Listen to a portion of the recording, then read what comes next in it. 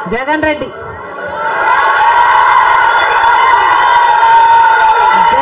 గారు చేసిన అప్పులు 3 లక్షల కోట్లకు పైన.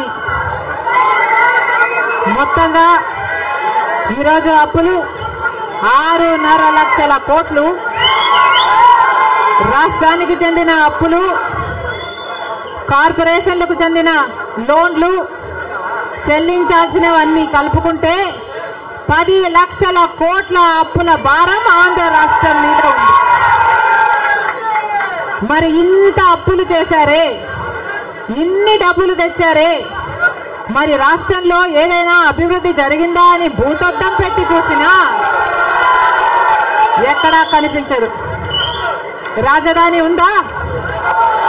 రాజధాని కట్టగలిగారా? రాజధాని కట్టడానికి డబ్బులు లేవు. కనీసం ఒక మెట్రో అయినా ఉందా? ఆంధ్ర రాష్ట్రంలో ఒక్క మెట్రో అయినా ఉందా? విజయవాడలో కనీసం ఒక్క మెట్రో అయినా ఉందా? ఎక్కడా లేదు, కనిపించదు. 10 సంవత్సరాలలో కనీసం 10 కొత్త పెద్ద పరిశ్రమలైనా వచ్చినాయా? రాలేదు. పరిశ్రమలు వస్తే మన బిడ్డలకు ఉద్యోగాలు వచ్చేవి.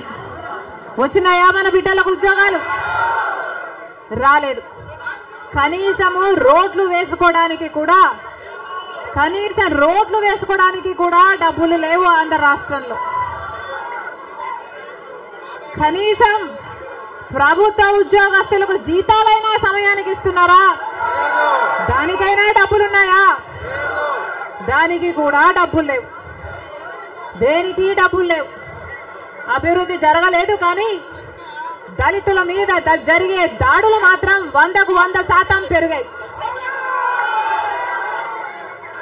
ఎక్కడ చూసినా ఇసుక మాఫియా, ఎక్కడ చూసినా లిక్కర్ మాఫియా, ఎక్కడ చూసినా మైనింగ్ మాఫియా, ఎక్కడ చూసినా దోచుకోవడం, దాచుకోవడం. ఇంతకంటే ఏం జరిగింది? 10 సంవత్సరాలు అయింది మన రాష్ట్రం ఏర్పడి.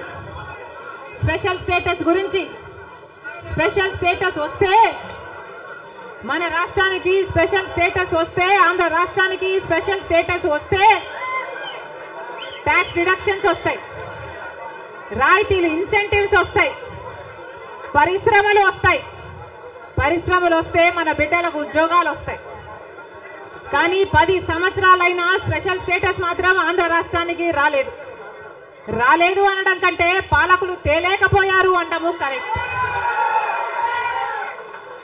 ఉత్తరాఖండ్ లో స్పెషల్ స్టేటస్ వస్తే 2000 కోట్ల పరిశ్రమల స్థాపన జరిగింది.